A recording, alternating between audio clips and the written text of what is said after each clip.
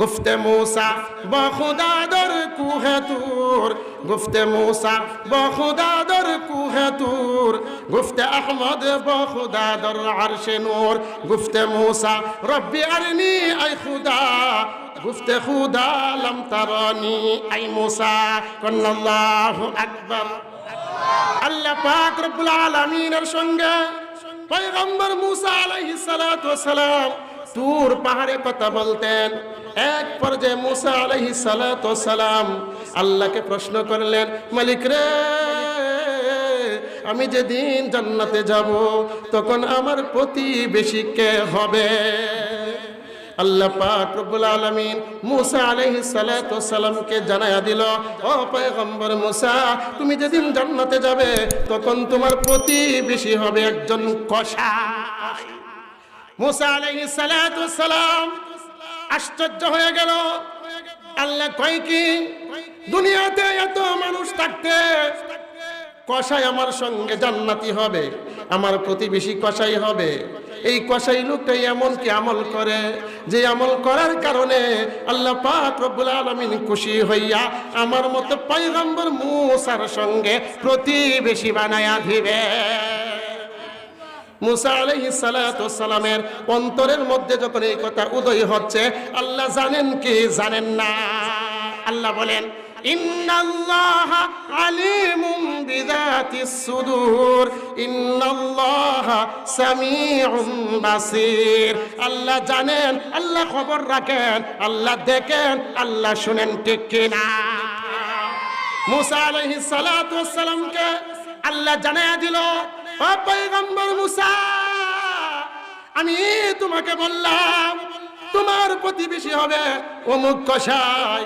তোমার আশ্চর্য লাগতেছে, যাও রে মুসা, তোমার নিজের চৌকে গিয়ে দেখে আসো। মুসা আলাইহিস সালাতু ওয়াস সালাম এই বাজারে চলে গেল, গিয়ে দেখে কসাই গোশত বিক্রি করে, আল্লাহ পাকের তাসবিহ পাঠ করে। মুসা আলাইহিস সালাতু ওয়াস সালাম মনে মনে চিন্তা করতে লাগলো, তার মধ্যে একটা ভালো গুণ পাওয়া গেল। মুসা আলাইহিস সালাতু ওয়াস সালাম দেখতে লাগলেন, সে যখন গোশত বিক্রি করে, বিক্রি করার পর বাকি সময়টা আল্লাহর তাসবিহ পাঠ করে। যখন দিন শেষ হয়ে গেল, রাত্র যখন শুরু হয়ে যাচ্ছে, সন্ধ্যা যখন হয়ে যাচ্ছে, সে বাড়ির দিকে রওনা হয়ে যাবে। এমন সময় এক টুকরা গোশত একটা তলের ভিতরে নিয়ে নিল। এবার সে বাড়ির দিকে রওনা হয়ে যাবে। এমন সময় পয়গম্বর মুসা আলাইহিস সালাতু ওয়াস সালাম লোকটাকে ডাক দিয়ে বলল, ভাই রে, আমি একজন মুসাফির, আমার বাড়ি বহুদূর, আমি আজকে যাওয়ার মতো এমন সময় আমার বাড়িতে নাই। আমি চাই আপনার বাড়ির মেহমান হইতে, আপনি কি আমাকে মেহমানদারি করবেন? এমন সময় লোকটা বলতে লাগলো, ভাই রে, মেহমানদারি করা তো সকল নবীদের সুন্নাত। আপনি যদি আমার মেহমান হইতে চান, আমি মেজবান হইতে রাজি। মুসা আলাইহিস সালাতু ওয়াস সালাম চিন্তা করলো, আরেকটা ভালো গুণ পাওয়া গেল। এবার মুসা আলাইহিস সালাতু ওয়াস সালামকে নিয়ে বাড়ির দিকে রওনা হয়ে গেল।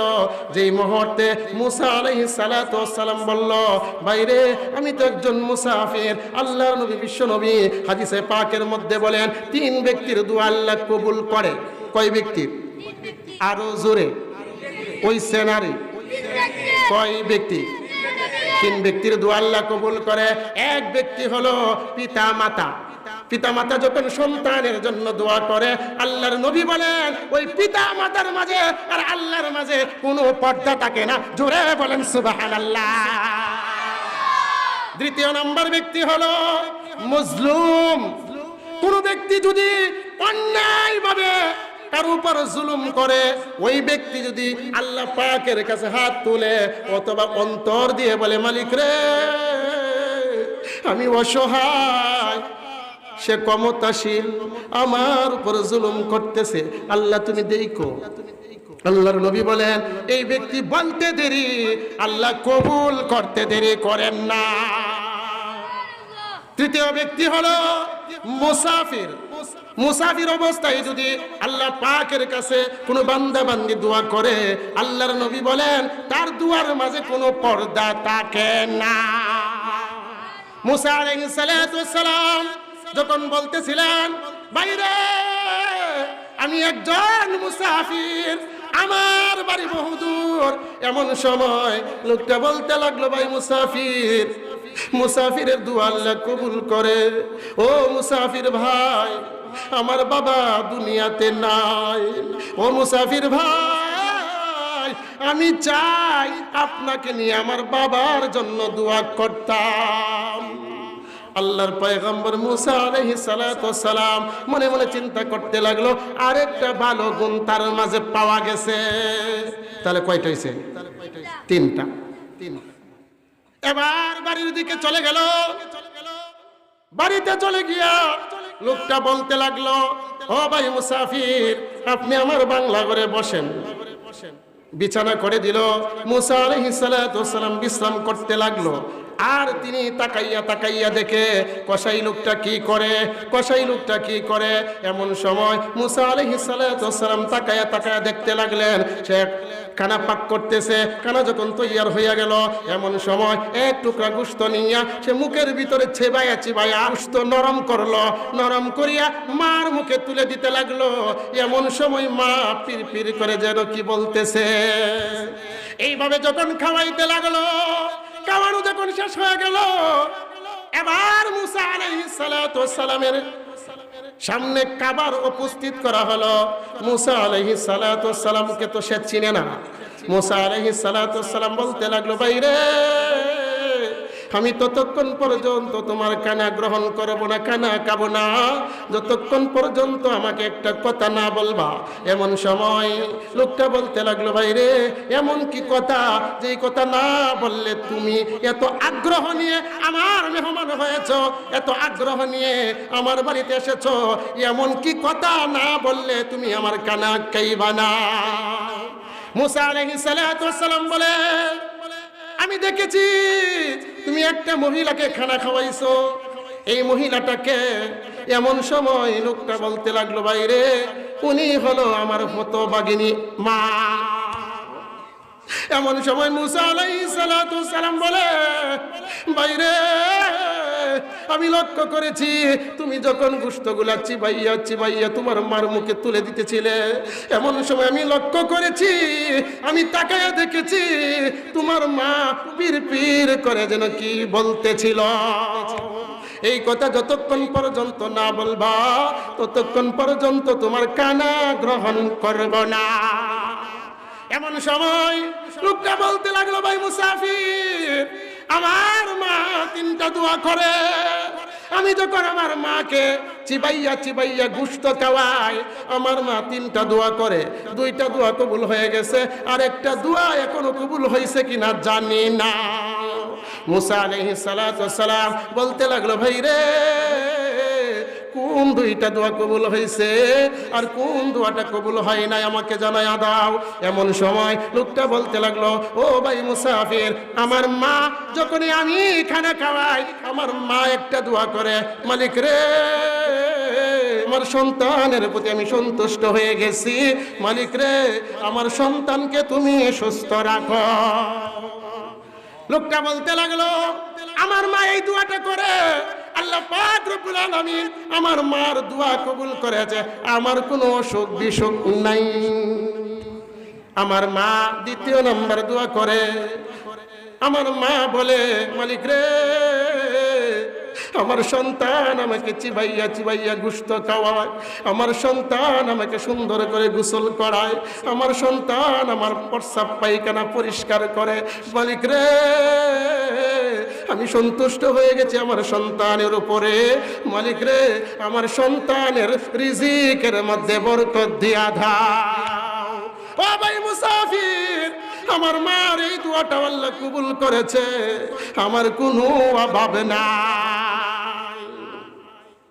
এমন সময় তৃতীয় কথাটা বলতে লাগলেন, এই কসাই লোকটা বলতে লাগলেন, ও ভাই মুসাফির, তৃতীয় নম্বর কথাটা হলো, আমার মা দোয়া করে, আমার মা যখন খানা খায় তখন এই দোয়াটা আল্লাহ পাকের কাছে করে আর বলে, মালিক রে, আমার সন্তানের উপর আমি সন্তুষ্ট হয়ে গেছি, আমার ওই সন্তুষ্টের কারণে আমি আল্লাহর কাছে তোমার কাছে দোয়া করতেছি, ও মালিক জামানার পয়গম্বর মুসার সঙ্গে আমার সন্তানের জান্নাতের ব্যবস্থা করে দাও।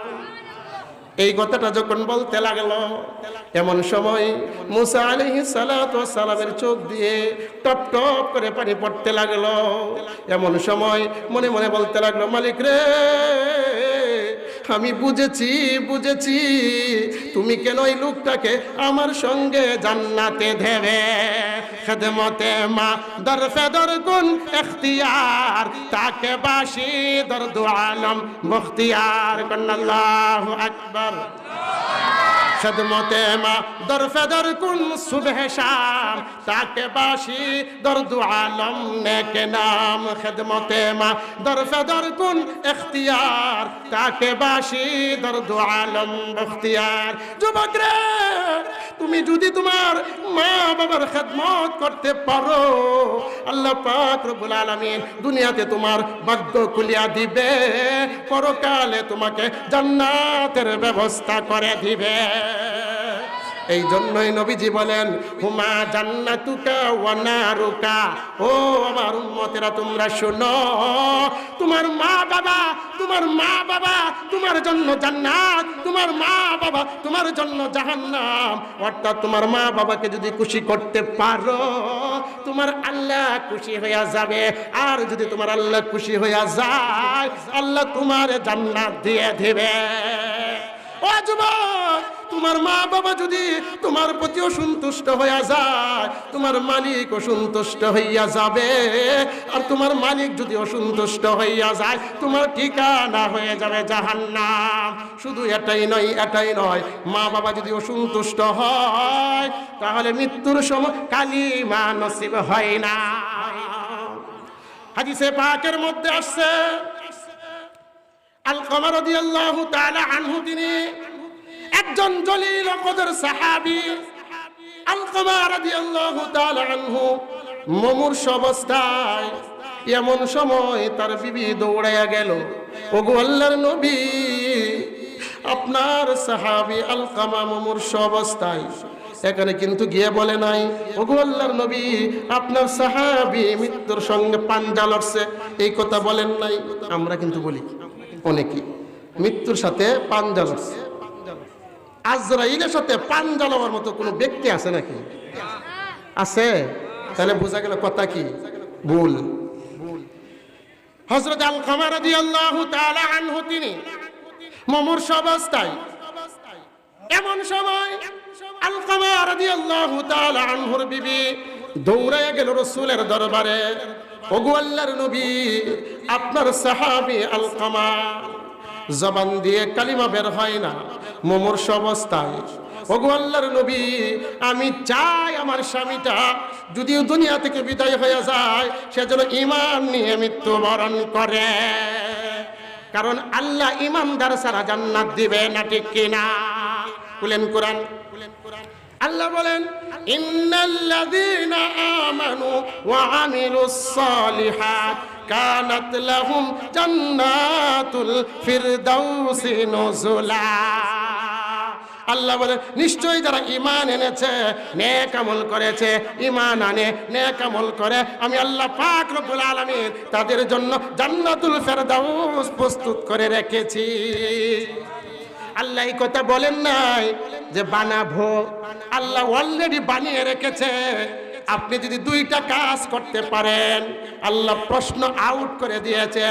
এক নম্বর হলো ইন্নাল্লাযীনা আমানু, নিশ্চয়ই যারা ঈমান আনে, ওয়া আমিলুস সালিহাত, নেক আমল করে, কানাত লাহুম জান্নাতুল ফিরদাউসি নুজুলা। মহান আল্লাহ বলেন, জান্নাতুল ফেরদাউস ওই দুই শ্রেণী ব্যক্তির জন্য, অর্থাৎ দুই কাজ যারা করবে তাদের জন্য আমি আল্লাহ পাক রব্বুল আলামিন জান্নাত প্রস্তুত করে রেখেছি। এই জন্যই নবীজি বলেন, হে আমার উম্মতেরা, তোমরা যখন আল্লাহ পাকের কাছে জান্নাত চাও, তখন জান্নাতুল ফেরদাউসটা চেয়ে নিও। কারণ জান্নাতুল ফেরদাউসের মধ্যে আমি নবী থাকবো। যারা জান্নাতুল ফেরদাউসে যাবে প্রতিদিন আমি নবীর সঙ্গে দেখা হবে। আলকামার বিবি বলতে লাগলো, ওগো আল্লাহর নবী, আমার স্বামী মুমূর্ষু অবস্থায় আমার স্বামীটাকে তালকিন করাচ্ছি, কিন্তু জবান দিয়ে কালিমা বের হয় না। আমি চাই আমার স্বামীটা যেন ইমানদার অবস্থায় দুনিয়া থেকে বিদায় হয়। আল্লাহর নবী বিশ্ব নবী নিজে না যাইয়া সাহাবীদেরকে পাঠায়া দিল। হযরতে আলী রাদিয়াল্লাহু তাআলা আনহু গেলেন, হযরতে বেলাল রাদিয়াল্লাহু তাআলা আনহু গেলেন। এইভাবে চারজন সাহাবী আলকামার ঘরে গেলেন, আলকামার বাড়িতে গেলেন। যাওয়ার পর আলকামা রাদিয়াল্লাহু তাআলা আনহুকে কালিমার তালকিন দেয়, কালিমার তালকিন দেয়, কিন্তু আলকামার জবান ঘুরে না। এমন সময় হযরতে বেলাল রাসূলের কাছে দৌড়াইয়া গেল। রাসূলের কাছে দৌড়াইয়া গিয়ে বলে, ওগো আল্লাহর নবী, আমরা যতই চেষ্টা করতেছি আলকামাকে কালিমা পড়াতে, কিন্তু দেখলাম আলকামার জবান ঘুরে না, জিহবা ঘুরে না। এমন সময় আল্লাহর নবী বলে, বেলাল রে, কুছ খবর নিয়ে দেখো তো আলকামার মা বাবা দুনিয়াতে বেঁচে আছে কিনা।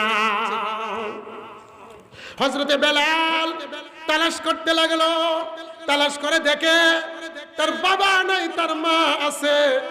এমন সময় হযরতে বেলাল গিয়ে বলতে লাগলো, ওগো আল্লাহর নবী, আলকামার বাবা দুনিয়াতে নাই, কিন্তু মা আছে। এমন সময় আল্লাহর নবী বলেন, যাও রে বেলাল, আলকামার মাকে গিয়ে বলো আলকামার মা যেন আমার কাছে আসে, আর যদি সে আসতে না পারে তাহলে আমি নবী তার কাছে যাব। যেই মুহূর্তে হযরতে বেলাল এই কথা আলকামার মাকে শোনালো, আলকামার মা বলতে লাগলো, আমি যতই বৃদ্ধ হই না কেন, যতই আমি দুর্বল হই না কেন, রাসূল আমাকে সংবাদ দিয়েছে আমার যেতেই হবে। আলকামার মা লাঠির উপর ভর দিয়ে দিয়ে রাসূলের দরবারে আসলো। রাসূলের দরবারে আসার পর আল্লাহর নবী প্রশ্ন করতে লাগলো, ও আলকামার মা, আমি তোমার কাছে জানতে চাই তোমার আলকামা কেমন ছিল। এমন সময় আলকামার মা বলতে লাগলো, নবী গো, আপনার আলকামা আমার আলকামা বড় ভালো মানুষ, 5 ওয়াক্ত নামাজ পড়ে, তাহাজ্জুদ ছাড়ে না, দান সদকা করে, এমনকি এমন দানশীল, 2 হাত ভরে দান করে, পকেটে যা তাকে সব দিয়া দেয়, তাকায়াও দেখে না। আল্লাহর নবী বলেন, ও আলকামার মা, তোমার ছেলে এত ভালো মানুষ, কিন্তু আমার তো যুগে মিলে না। এমন সময় আল্লাহর নবী বিশ্ব নবী বলেন, ও আলকামার মা, আমি জানতে চাই তোমার আলকামা তোমার সঙ্গে কেমন আচার ব্যবহার করত। কারণ আল্লাহ বলেন, ইম্মা ইয়াবলুগান্না ইনদাকাল কিবারা আহাদুহুমা আও কিলাহুমা ফালা তাকুল লাহুমা উফফিন ওয়ালা তানহারহুমা ওয়া কুল লাহুমা কওলান কারীমা।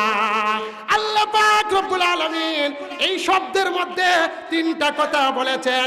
1 নাম্বার হলো আল্লাহ বলেন, হে বান্দা বান্দি, তোমরা শোনো, তোমাদের মা বাবা যখন বুড়ো হয়ে যায়, অথবা তোমার জীবদ্দশায় যদি তোমার মা বাবা বুড়ো হয়ে যায়, 2 জনের কোনো একজনও যদি থাকে, তোমার মা বাবার সঙ্গে কেমন আচার ব্যবহার করবা, কেমন আচার ব্যবহার করবা, কেমন ভাবে কথা বলবা। আল্লাহ পাক রব্বুল আলামিন বলেন, তাদের সঙ্গে উত্তম কথা বলবা, তাদেরকে ধমক দিবা না, এমনকি তাদের সঙ্গে উত্তম আচরণ করবা।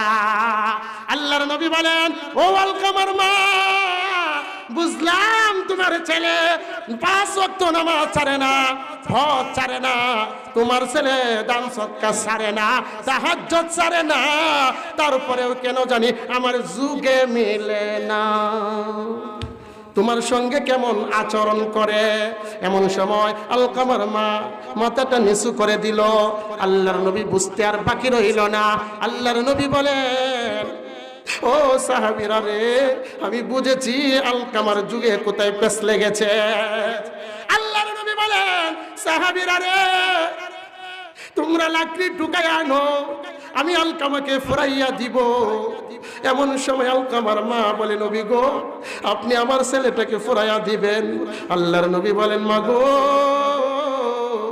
তোমার ছেলে মরতে দেরি, জাহান্নামে যাইতে দেরি হবে না, কারণ তোমার ছেলের জবান দিয়ে কালিমা ঘুরতেছে না, উচ্চারণ হচ্ছে না। এমন সময় আল্লাহর নবী বিশ্ব নবী যখন বললেন, লাকড়ি নিয়ে আসো, আলকামাকে ফুরাইয়া দিব। আলকামার মা বলতে লাগলো, নবী গো, এই সন্তানটাকে আমি পেটে ধারণ করতে কি পরিমাণ কষ্ট হয়েছে আমি জানি, এই সন্তানটাকে ভূমিষ্ঠ করতে গিয়ে কি পরিমাণ কষ্ট হয়েছে আমি জানি। ও নবী, এই ছেলেটাকে লালন পালন করতে কি পরিমাণ কষ্ট হয়েছে আমি জানি। ওগো নবীজি, আমি চাই না আমার সন্তানটাকে আগুনে ফুরাইতে। এমন সময় নবী বলেন, তুমি যদি না চাও তাহলে তুমি তার প্রতি সন্তুষ্ট হয়ে যাও, তাহলে তোমার ছেলে জবান দিয়ে কালিমা ঘুরবে, আশাবাদী, এমনকি আল্লাহ জান্নাত দিয়ে দেবে। আল্লাহর নবীর কথা শোনার পর আলকামার মা তাকে মাফ করে দিল, তার প্রতি সন্তুষ্ট হইয়া গেল।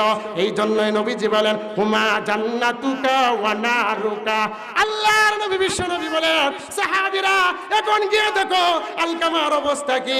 হযরত বেলাল দৌড়াইয়া গেল, এখনো ঘরে ঢুকে নাই, এখনো ঘরে ঢুকে নাই। ঘরের কাছে যাওয়ার সঙ্গে সঙ্গে হযরত বেলাল শুনতে পাইল আলকামা উচ্চ সুরে বলতে লাগলো, উচ্চ কণ্ঠে বলতে লাগলো, লা ইলাহা ইল্লাল্লাহু মুহাম্মাদুর রাসূলুল্লাহ সাল্লাল্লাহু আলাইহি ওয়াসাল্লাম। হযরত আলকামা এই মধুর কালিমা পড়তে পড়তে দুনিয়া থেকে বিদায় হয়ে গেল। তাহলে বলতেছিলাম, আমার শুরুতে খুতবাতে বলেছিলাম, আল্লাহ রাসূল বলেন, আল জান্নাতু তাহতা আকদামিল উম্মাহাত, সন্তানের জান্নাত মা বাবার, মায়ের পায়ের নিচে। শুরুতে বলেছিলাম, 3টা পুরস্কার দেয় যদি কোনো সন্তান পিতা মাতার খেদমত করে। 1 নাম্বার, তার রিজিকের মধ্যে আল্লাহ বরকত দেন। 2 নাম্বার, মৃত্যুর সময় কালিমা নসিব হয়। 3 নাম্বার, পরকালে আল্লাহ জান্নাত দিয়ে দেয়।